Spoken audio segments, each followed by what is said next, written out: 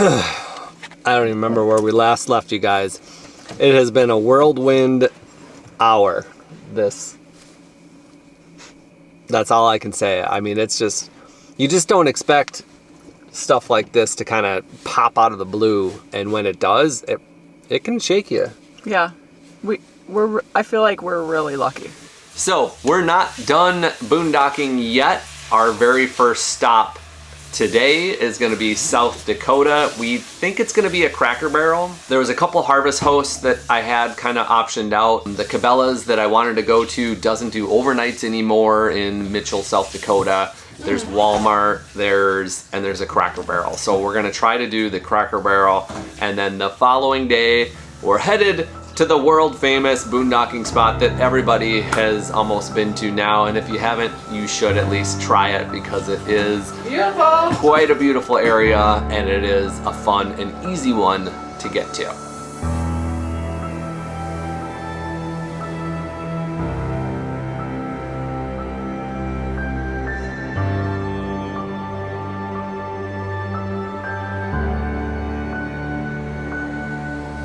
The Wall, South Dakota in Badlands. I can't wait. You know what is very symbolic of this journey? We're leaving the East Coast and we're heading back to the West Coast. Yes, the East Coast is done. It's done. What a leg that was, and it's over. And we are going back to the desert.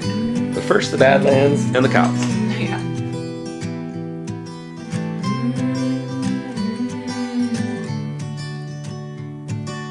These days are running slow. Sunsets and shores far from home. Headlights are shining on the sea. No place on earth I'd rather be. And I could try to just follow the swell, but I'll never find this anywhere else.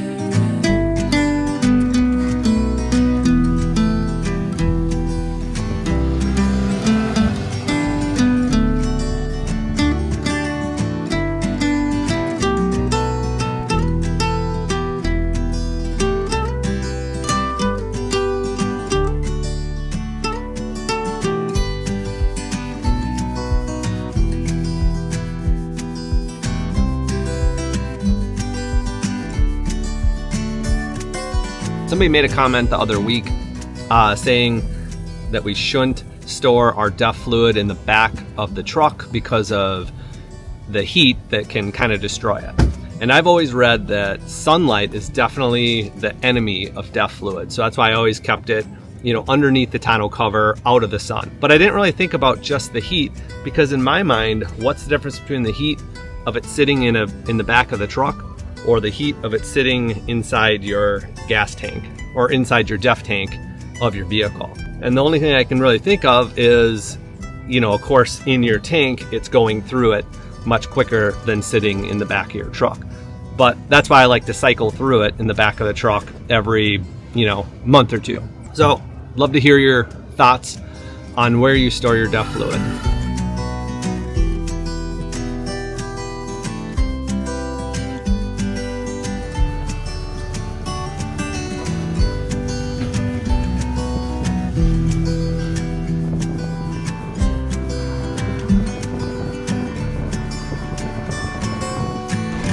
So that took basically an entire hour to dump and fill the tanks. Classic travel day where we get up, the very first thing we do is get ready and leave, and here we are, 11:05, we haven't even touched the freeway yet.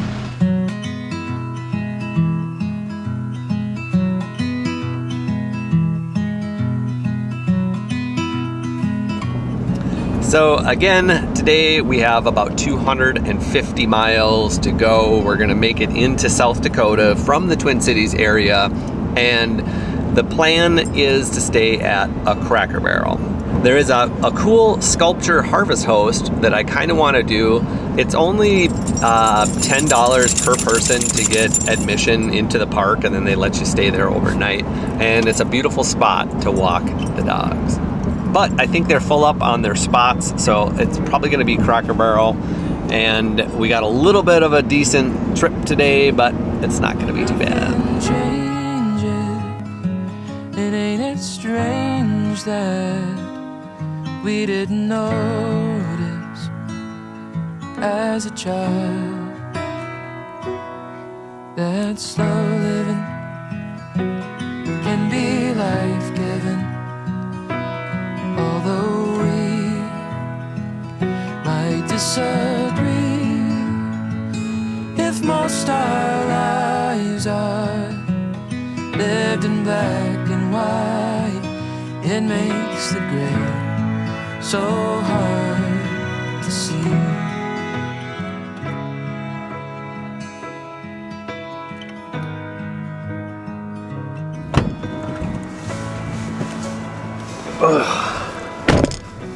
Whew. So, a couple of things about fuel lately. One, diesel prices are coming way down. I mean, under $3 a gallon. I think it was $2.93 here. We're somewhere in southern Minnesota, not too far from South Dakota. And two, we're getting really horrible fuel mileage. We're at like around 8 miles per gallon, which in a diesel truck towing, that's not that good. I mean, we're not towing 24,000 pounds or anything, so we should be getting closer to that 10. We have a lot of times gotten, usually 9 to 10 is where we hang out, but I don't know if it's going through a regen cycle or what, but 8 miles per gallon is no good, especially when you're in a Ram with a 31-gallon fuel tank. Turn left onto 570th Avenue, then turn right onto Minnesota 6. I had to go inside to pay because this is, I think, one of 2 places that I've seen in the past, I don't know, ever, that you can pay at the pump and then go inside to pay. No. Pump your fuel and then go inside and pay. And I think the other place was up in like rural Canada, like, Yeah. I think Newfoundland, like way up there, where you could just fill up your tank and then you just walk in and pay, which, you know, almost everywhere now is pay at the pump or prepay. So anyways, that was highly unusual. And then I get in there and they start printing out this big triple paper receipt. I got 2 copies. She kept one, like on the old dot matrix printer style. I'm telling you, it was pretty weird. Did they accept your TSD card in there? Yeah, it worked. Yep. So you got the discount? Yeah. So despite the bad fuel mileage, look at the range after filling up, 234 miles. That is horrific. That's really bad. We're just getting some really bad mileage right now. I think we're getting worse wind than what we can feel just because the dually is so solid. It is pretty windy out there, but it's nothing crazy. Like actually, when we were stopped at the gas station, I had to roll the windows up because I was getting like tons of dust and debris inside the truck here. That's how windy it was. It was like a tornado out there. 105 miles to go, hour and a half. Get to the old Cracker Barrel before 4 o'clock. It's starting to feel a little bit like South Dakota, Wyoming, just kind of wide open farmland out here. It's peaceful.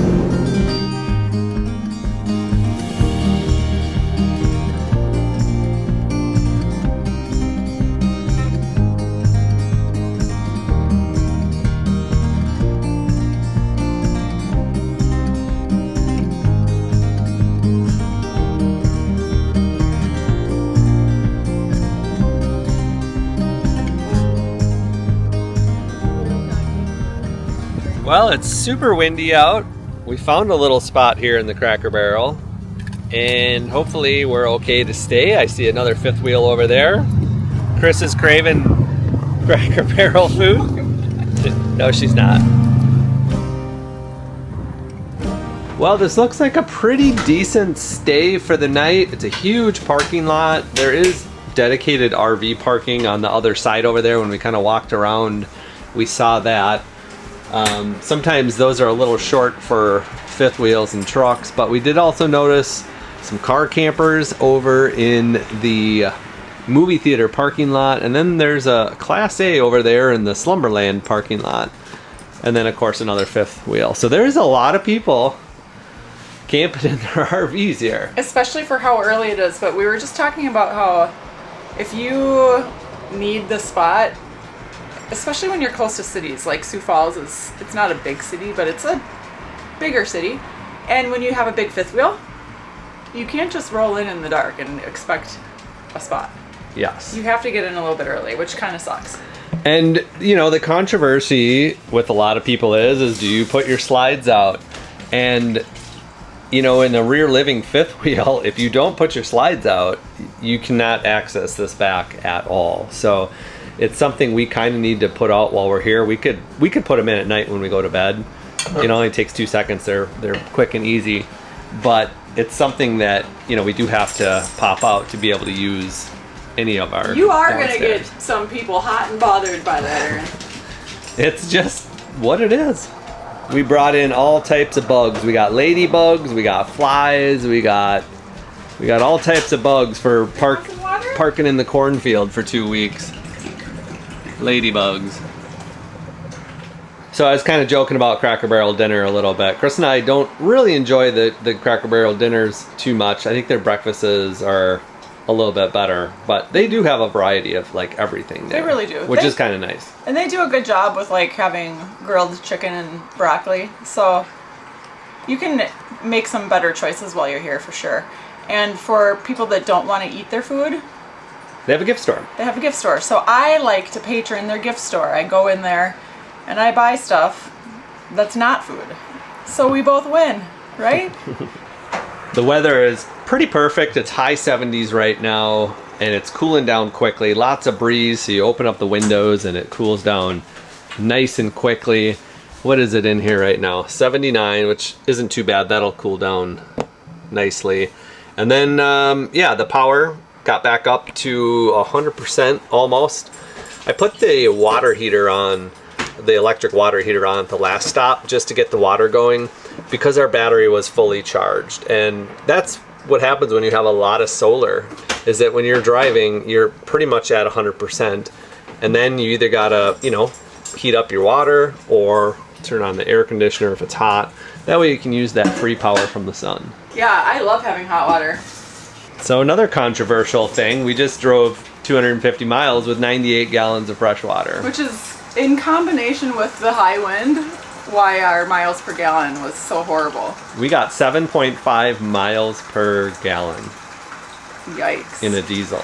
And we also burned through a quarter of a tank of DEF fluid on this trip. So we think it might have been regenning. If I had $1 for every time I heard that, I'd have a pocket full of money. You'd have enough to buy a box of Duff? Yes. Yes.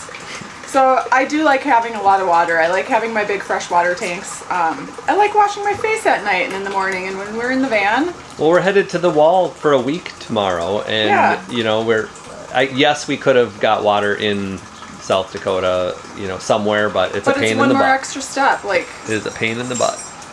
if you're like, we were stopping at that one spot to dump our black and gray tanks anyway, so why not do it all at once? Yeah. Plus, then you don't have to pay multiple fees.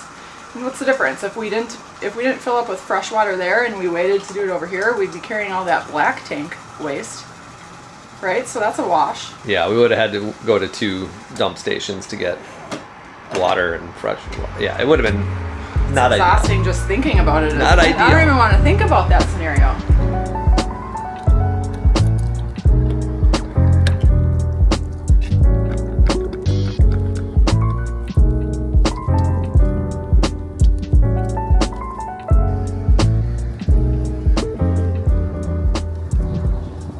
Chris did a pretty good job of getting rid of everything inside the truck. We never want to put any electronics or have anything kind of sitting out. And the only thing we keep of value in the truck is our Viair compressor, which, I don't know, these things, we bought it a long time ago. I can't remember exactly how much they are, but they're upwards of like $300, so they're pretty expensive. But other than that, we try to keep it pretty empty. We always kind of have bubbly water or things like that in here, but otherwise, just some empty dog beds.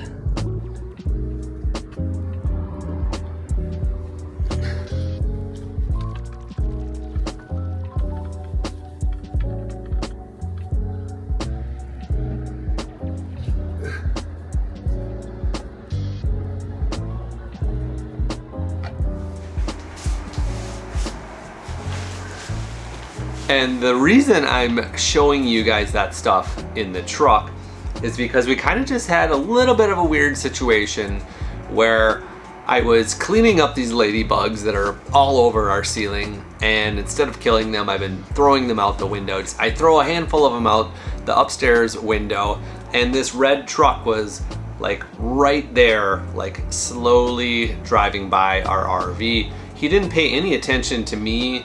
I don't think he saw me, and he slow looked at our truck. So it was just a little unusual, and so that kind of made me take notice of it, and I watched him go around the parking lot, and he kind of like slow rolled the other RVer that's next to us and their truck. So I thought that was a little unusual. And then I continued to watch him because of this unusual behavior, and he looped the parking lot a second time, and then a third time he was doing a big loop coming back around our RV. That's when I decided I'm gonna record him just in case, because it looked like he was casing our RVs.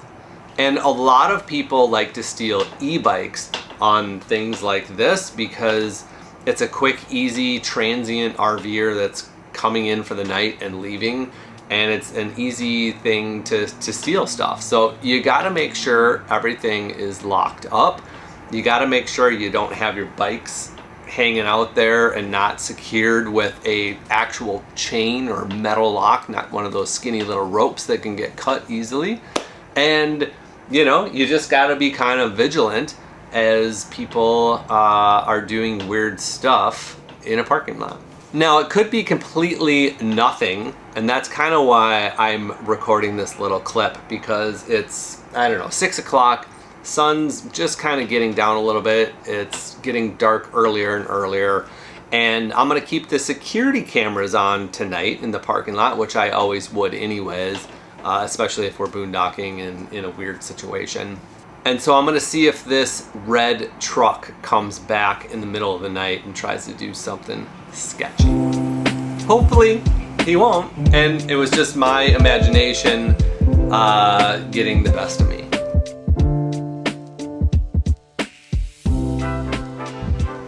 Sun's about to go down, and we basically stayed pretty much charged the whole day. It was a great solar day, and that's always a good feeling going into your boondocking spot. Chris gave me the option to have Cracker Barrel tonight, or I can get it for breakfast tomorrow, and I think I'm gonna get a breakfast sandwich tomorrow before we go. Aaron's been talking about these breakfast sandwiches all day long, and that's what he wants. So tonight we're having pork chops, green beans. I'm gonna have a salad, I think, because I still have some lettuce to use up before it goes bad, but I love using the air fryer. Are you guys sick of me talking about the air fryer yet? I love the air fryer. I love it for fibrous veggies like green beans, broccoli, cauliflower, snap peas. You can throw anything in there. Like, this will take 7 minutes on 400. No preheating. I never preheat the air fryer. It's unnecessary for what I do. But it gives you the most delicious vegetables super fast. Yeah, the only things that take a long time are like bone-in chicken thighs that are, 25 minutes. French fries take 25 minutes. And what else? Oh, bacon. Yeah, bacon. Those are the three things. All the good stuff. Yeah. Those are the three things that I do make quite often that take time. But when you're just doing your basic veggies, it's super quick.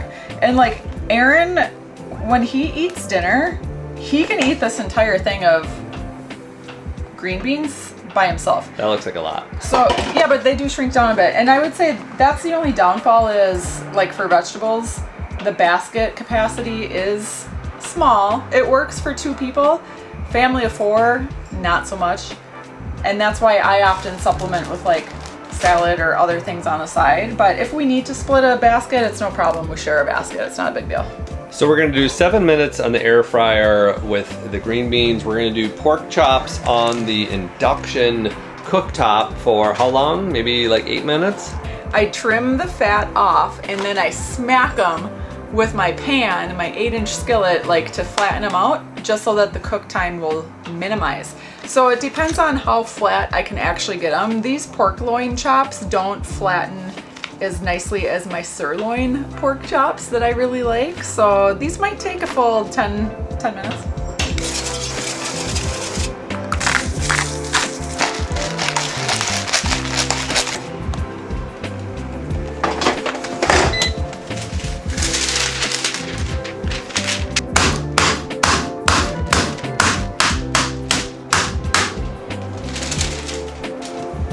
It's a little bit thinner. Yeah, looks good.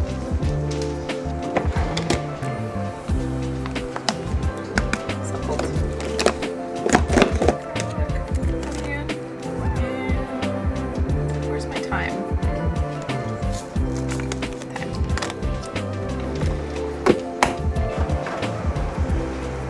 Give it a little drizzle.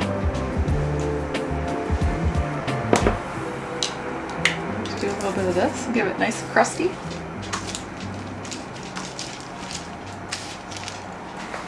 And repeat.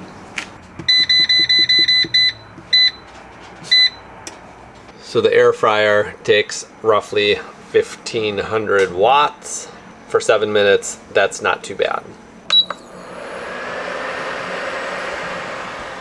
Let's see that 1500 watts jump up to 22. Not quite taking the exact same power, 2400. So that's not too bad. Now, because we have 2 inverters, we can technically do 4800 watts at one.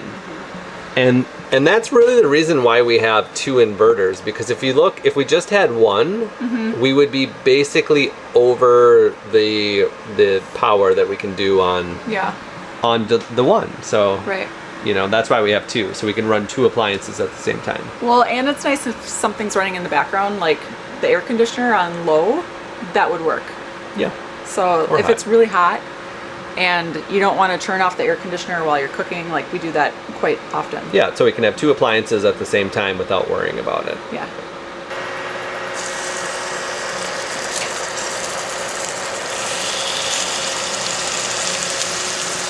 Are you guys just gonna both wait right there? You think something's gonna happen down there? I think I'm gonna drop something.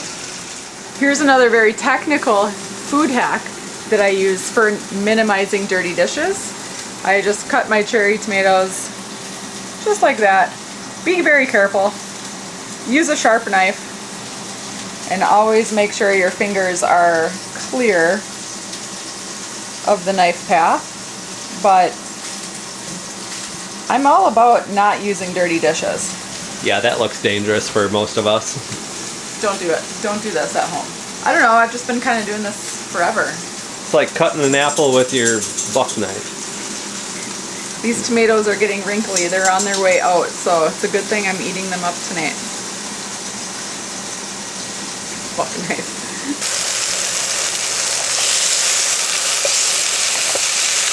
Crusty, delicious pork chop. Smells good, doesn't it? Yeah, that does smell good.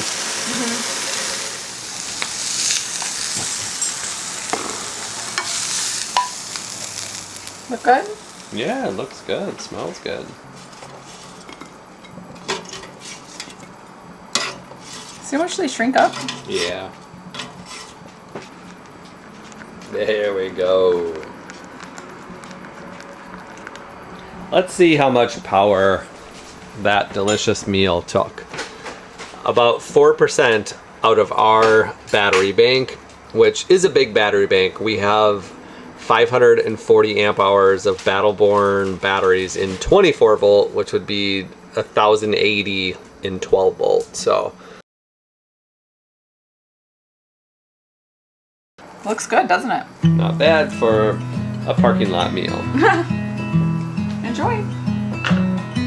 Oh, slow living can be life-giving, although we might disagree. If most our lives are lived in black and white, it makes the gray so hard to see. So I bet you're wondering if the red truck came back. And I couldn't tell if it did or not. It got pretty quiet in that Cracker Barrel parking lot after 10 o'clock, and I didn't see anything of much of anything on the cameras after 10 o'clock. So I don't think that they did, but it was still really odd that he was scoping out hard, and it just felt like he was looking for e-bikes or easy targets is what he was looking for. And us RVers there, we were buttoned up and there was no easy target for him. So today's trip was just about 300 miles, 4 hours on the map. If we do really good today, we can get in early afternoon.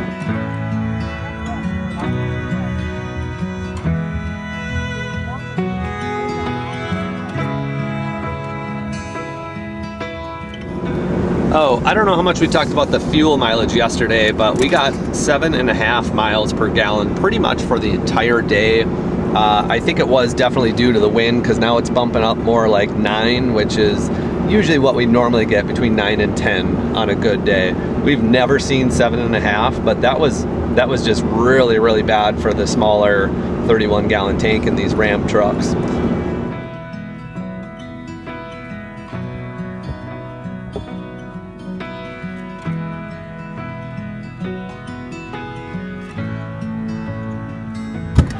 It was so dirty, I had to wash it twice.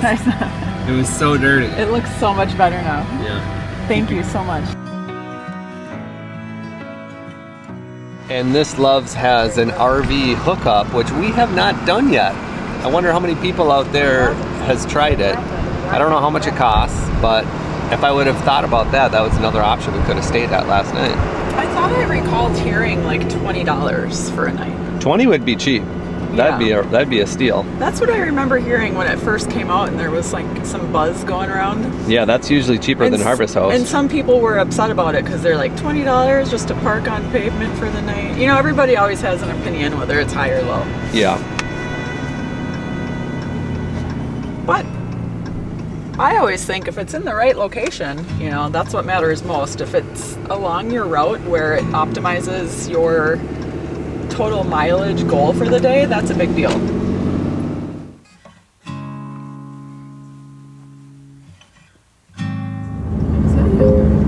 I just saw our fender. It's flapping in the wind. See it? It's about to rip off. Just find a safe spot to pull over. Yeah, that wind has picked back up.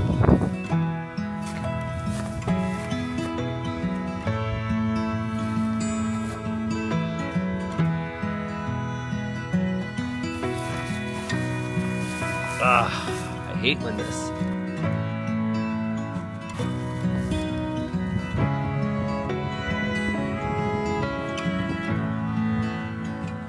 Oh, what the?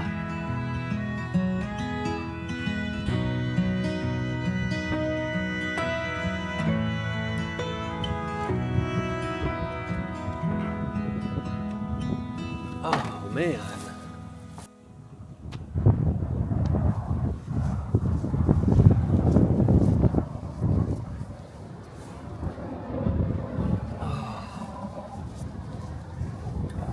Wow, I cannot believe this.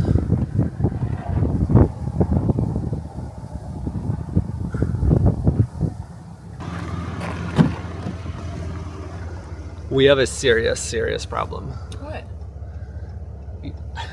I didn't even like realize this at first, but a tire is completely gone. No way. On the RV, like completely gone. That's what I think ripped in that shroud. Did you feel anything at all? Like any? I mean, that's crazy. Like we can't drive? No, like it's gone. Like not just a flat tire, but like it's completely gone. Like the rotor and like everything. Really? Yeah. I'm not sure what to do. Shut it off. Yeah, shut it off for a second. I have no idea what to do right now. Come out and look at this. Okay, I'm scared. Yeah, it's crazy. I seriously can't believe this. Like the tire is completely gone. Oh my god. It's completely gone. It's smoking. Yeah. Which probably means that, like, I'm assuming that bearing like seized up, or I don't know.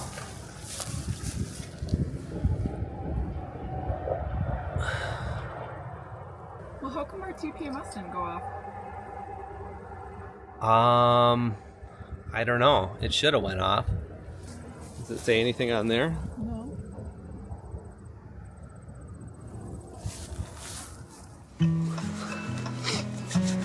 Okay, we've never had anything this catastrophic on travel for us. Like we've never had something like this. You know, this isn't just a flat tire or you know, something that can be fixed in a few hours. Like this, the complete hub assembly is gone. You know, the studs that hold the wheel on, the rotor, like there's a lot of components that are just gone. Yeah. Like I don't even know how that even happened. I have no idea how that happened. I mean, we're talking days and days where we're gonna be stuck. Hello everyone and happy holidays. With 2025 right around the corner, this is the time of year where some of us may be tempted to try to stick to a rigid diet or an overly strenuous workout program. This approach can fuel the yo-yo diet mentality, and it can be really hard to stick to. Not only is it hard mentally, but can actually harm your body composition and drive you a little bit crazy in the process. If you're looking to do something different this year, something that's easy and something that has sustainable, lifelong results, consider joining the PNP community this January for our Progress Not Perfection Challenge. The Progress Not Perfection Group Challenge starts on January 6th and is a sensible approach to getting stronger, improving body composition, simplifying nutrition, and feeling your best physically and mentally. You'll get accountability, a travel-friendly strength training program, cardio and step goals, a habit-based nutrition curriculum, and access to my private Facebook group. Sign up today using the link in the description and using the code IRENE to save $15 on your enrollment. I'll see you there soon.